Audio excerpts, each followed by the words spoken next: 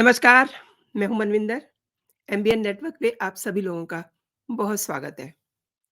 लालू यादव के बाद द्रमुक गुट के एक ए राजा, इन्होंने इंडिया अलायंस की लंका लगा दी है। इस पर बात करेंगे और इस पर भी बात होगी कि 2019 में मैं हूँ चौकीदार की तरह से इस बार भी 2024 के लिए एक नारा सेट हो गया है। इंडिया अलायंस के लोग इस समय इतने अधिक डेस्परेशन में चले गए हैं कि उन्हें नहीं सूझ रहा कि अब उन्हें क्या करना चाहिए। और ये डेस्परेशन क्यों है? उनके सामने उनको साफ-साफ दिखाई दे रहा है कि उनका सूपड़ा साफ होने जा रहा है। वैसे एक बात कहूँ, नरेंद्र मोदी का पर्सोना इतना पॉजिटिव है, इतना चमकदार है कि उनकी तरफ अगर किसी ने अपशब्द भी उछाले हैं ना, तो वो उन तक पहुँचते-पहुँचते उससे पहले ही बल्कि वो एक ब्रांड बन जाते हैं, तब्दील हो जाते हैं। ये भी एक कुदरत की, ईश्वर की कृपा है। लाइक मैं भी चौकीदार, याद होगा आपको? यानी कि वो उनके लिए एक अवसर बन जाता है।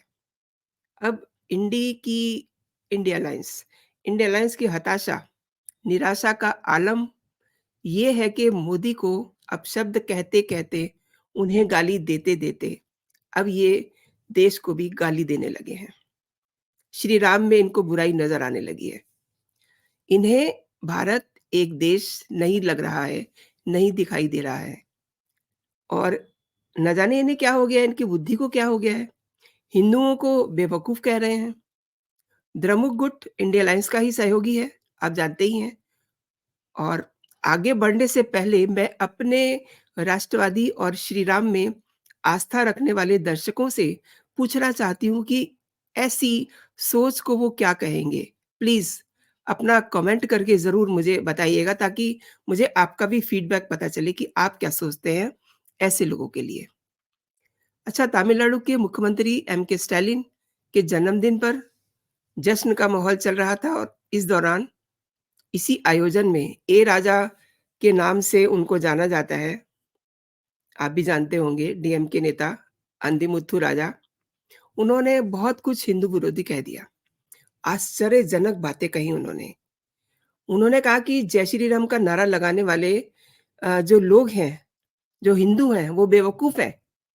इतना ही नहीं, उन्होंने यहाँ तक कह दिया कि भारत एक देश नहीं है। यानी कि India is not a nation, India is a continent. हैरानी की बात है। उदयनिधि स्टालिन के सनातन धर्म को नष्ट करने के बयान के बाद अब ए राजा भगवान राम का उपहास एक राष्ट्र के रूप में भारत के विचार पर सवाल उठा रहे हैं। अब देखिए, इससे सबसे ज़्यादा नुकसान किसे होने वाला है? कांग्रेस और ऑब्वियसली इंडिया अलायंस के जो उनके सहयोगी घटक दल हैं। क्यों? क्योंकि कांग्रेस और इंडी गठबंधन के जितने भी साथी हैं, उनके सहयोगी हैं, सब इस पूरे मसले पे चुप हैं। ए राजा के बयान पर बीजेपी बहुत खफ़ा है। रविशंकर प्रसाद ने तो बहुत वो भड़क जाते हैं। मैं आपको उनके ट्विटर हैंडल पे लेके चलती हूँ। एक्स एक्स हैंडल पे चलते हैं और देखते हैं कि वो किस कदर खफ़ा हैं।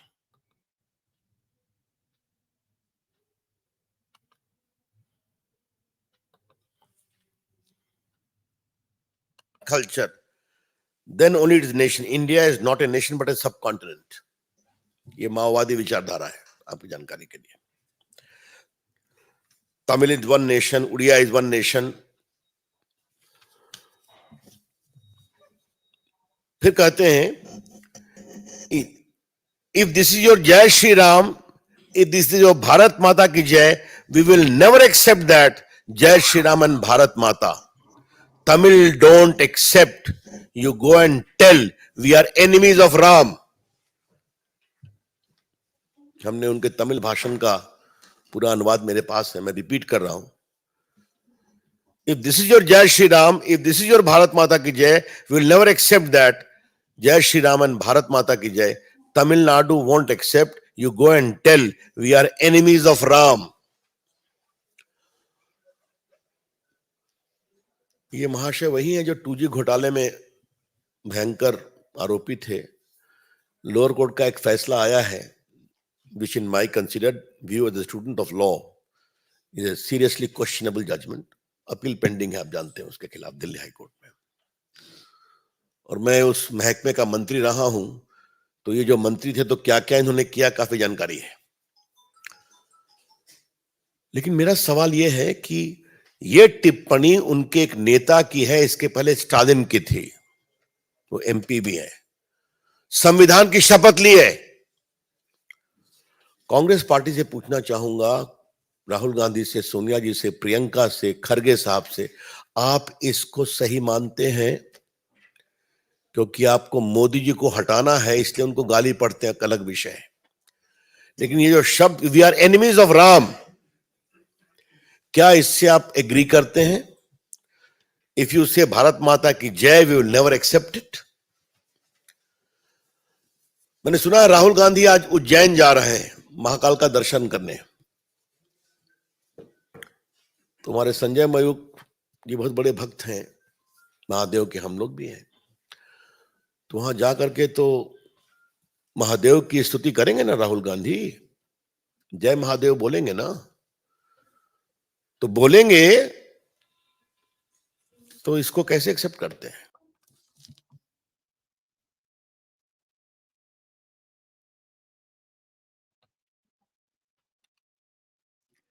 तो आपने देखा कि कितने गुस्से में हैं।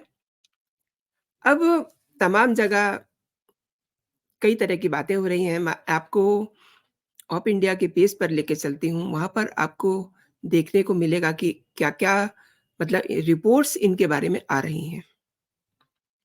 क्योंकि ये सवाल जो इन्होंने उठाया है ना, ये बहुत ही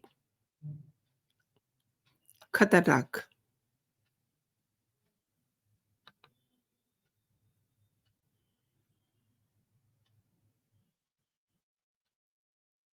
जस्ट अ मोमेंट।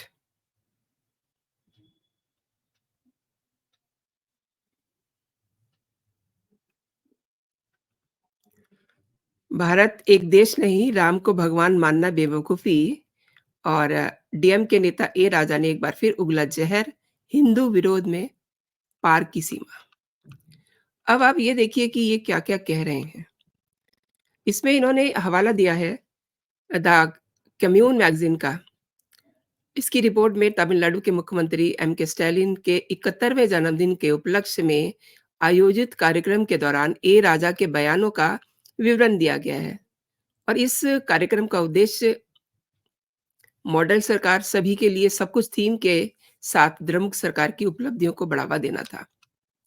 अब ये जो इन्होंने भाषण दिया है, अंदिमुत्थु ने, कि व्यवसायी अडानी की वृद्धि सीधे पीएम मोदी के राजनीतिक करियर पर निर्भर करती है। और ये भी कह रहे हैं कि अडानी का नाम एक आदमी है, उनके मंत्री बनने से पहले 110वें स्थान पे था। कहाँ गुजरात में जब मोदी प्रधानमंत्री बने तो 66वें स्थान पर आ गए और अब 10 साल में वो दुनिया के सबसे अमीर आदमी हो गए। इनकी प्रॉब्लम अदानी है, मोदी है, समझ से परे की बात है। बातें सब समझ में आ रही हैं, लेकिन अब इन्हें राम से क्या प्रॉब्लम है? आगे देखिए, ये कैसे हुआ कोई नहीं जानता। अंदिमुत्तु राजा कह रहे हैं कि ये कैसे हुआ कोई नहीं जानता। हर कोई सोचता है कि उसने उतना ही कमाया है जितना वो कमा सकता था। किसने उसे सभी स्थानों पर आमंत्रित किया, ठेका खरीदा, ब्ला-ब्ला। अब मैं आपको बताती हूँ कि प्रधानमंत्री जिनके लिए ये इस तरीके की बातें कर रहे हैं, मतलब इन्हें नहीं पता कि मोदी अपनी सैलरी में से भी कइयों की मदद करते हैं। और उन्हें जो तोहफ़े मिलते हैं, उनकी नीलामी करके उससे भी देश के नाम कर देते हैं। उनकी देखा-देखी जो उनके सहयोगी हैं, उनके कैबिनेट के मंत्री हैं, उन्होंने भी यही करना शुरू कर दिया है। जो विदेशों में जाते हैं, कहीं भी जाते हैं, उन्हें कोई भी तोहफ़ा मिलता है, छोटी-सी मूर्ति भी मिलती है, कोई फ़ोटो फ्रेम मिलता है, कोई बड़ा गिफ्ट मिलता है, उन सब की वो नीलामी करते हैं।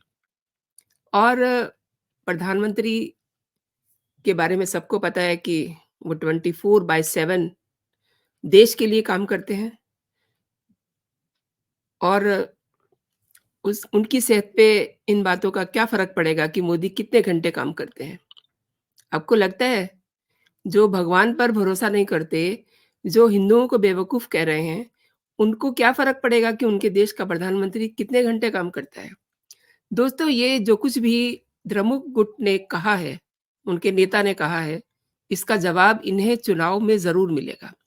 दरअसल क्या समझ में आ रहा है, आप भी समझ रहे हैं कि साउथ इंडिया में कुछ हिस्से ऐसे हैं, जो अलगवाद को बढ़ावा दे रहे हैं। वहाँ देश विरोधी ताकतों को पनपने के लिए पूरा मौका दिया जा रहा है। उसमें तमाम सारे मुस्लिम संगठन हैं। कांग्रेस की तरफ से अभी तक ए राजा के बयान पे कोई टिप्पणी नहीं आई है, जो ये बता रहा है कि वो भी ऐसे ही बयानों का समर्थन कर रहे हैं। अभी 2 दिन पहले ही पटना में लालू यादव ने क्या कहा और उसका असर क्या हुआ? देखने की बात ये है कि उसका असर क्या सामने आया। लालू ने जो भी कहा मैं उसको दोहराना नहीं चाहती बिल्कुल भी। लेकिन अब जो दिखाई दे रहा है, राहुल ने जो गलती की थी 2019 में चौकीदार चोर कह करके, वही गलती अब लालू यादव ने कर दी है। और मैं थोड़ा-सा आपको फ्लैशबैक में लेके जाना चाहूँगी। 2019 में मैं भी चौकीदार का नारा जो है, चुनावी नारा बन गया था। भाजपा के तमाम नेताओं ने सोशल मीडिया के प्रोफ़ाइल पर मैं भी चौकीदार जोड़ लिया था। आप याद कीजिए और रैलियों में कार्यकर्ता इसी नारे वाली टी-शर्ट, टोपी मतलब ये जो उनको चौकीदार चोर कहा गया था ना, तो ये एक ब्रांड बन गया था, आज तक बना हुआ है। इसी तरीके से 2019 में लोकसभा चुनाव प्रचार में पार्टी ने इसे खूब अच्छे से इस्तेमाल किया। अब खौफ तो आ नहीं रहे थे किसी को, इन्हीं लोगों ने ये उनको नारा दे दिया था और उन्होंने किस तरीके से इस्तेमाल किया, मैंने शुरुआत में ही कहा था कि जो अपशब्द मोदी की तरफ उछाले जाते हैं ना, वो उन तक पहुँचते-पहुँचते उनके लिए एक सुअवसर बन जाते हैं। और 23 मई 2019 को जब लोकसभा के नतीजे सामने आए, तो लोगों की आँखें फटी की फटी रह गईं। भाजपा ने प्रचंड जीत हाथ दर्ज की और भाजपा ने 2019 में आप जानते ही हैं कि 543 सीटों में से 436 पर उम्मीदवार उतारे थे। बाकी सीटें पार्टी ने सहयोगी दलों को दे दी थी और पार्टी को 2014 में 303 सीट पर जीत मिली थी और ये आंकड़ा लोकसभा में बहुमत के आंकड़े 272 से भी ज़्यादा था। वहीं कांग्रेस महज़ 52 सीटों पर सिमट के रह गई थी। इस तरीके से चुनाव में एनडीए को 351 जबकि कांग्रेस के यूपीए को 90 सीटें मिली और नतीजे के बाद 30 मई 2019 को नरेंद्र मोदी ने लगातार दूसरी बार प्रधानमंत्री पद की शपथ ली और इस बार राहुल ने नहीं किया वो काम लालू यादव ने कर दिया है और देखने वाली बात ये होगा कि कांग्रेस 52 सीट्स से सिमट करके कहीं 20 और 25 तक ना आ जाए और इंडी लायंस जो हर दिन किसी न किसी बात को लेकर के अ, रायता बिखेर रहे हैं। उस समय 90 सीटें थी तो इस बार खिसक करके कहीं 50 से भी नीचे ना आ जाएँ। मतलब मुझे तो लग रहा है कि 50 भी वो जीत पाएँगे या नहीं। लेकिन ये केवल अनुमान है, ये तो वक़्त ही बताएगा।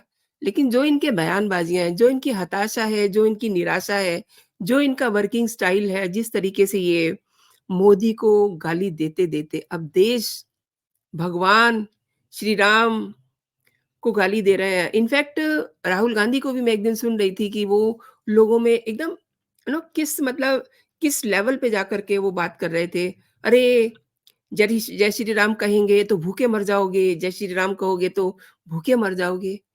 मतलब आज जैसा कि आपने भी सुना कि क्या कह रहे थे जयशंकर प्रसाद जी कि आज वो महाकाल के मंदिर में जाने वाले हैं। तो क्यों जा रहे हैं वहाँ? क्या दिखाने के लिए जा रहे हैं? सब कुछ समझ से परे है, लेकिन जो एक लाइन में बात मैं कहना चाहती हूँ वो ये है कि जो काम 2019 में राहुल गांधी ने चौकीदार चोर कह कर के मतलब इतना भला कर दिया, अब वो काम लालू ने कर दिया और आज की तारीख में आप सोशल मीडिया पे देखिए, किस तरीके से मोदी का परिवार ट्रेंड कर रहा है। बहुत सारे कैबिनेट के मंत्रियों ने तो अपने प्रोफाइल के बायो में ये ऐड कर ही लिया है। लेकिन इसके अलावा भी बहुत बड़ी संख्या है, जो अलग-अलग अपने हैंडल्स पे उन्होंने मोदी का परिवार ऐड कर लिया है। तो ये क्या बताता है? और ये जो ए राजा हैं, इनकी टिप्पणी, इन्होंने तो पूरी इंडिया अलायंस में उनकी लंका लगा दी है। लिटरली इतना बड़ा नुकसान कर दिया है।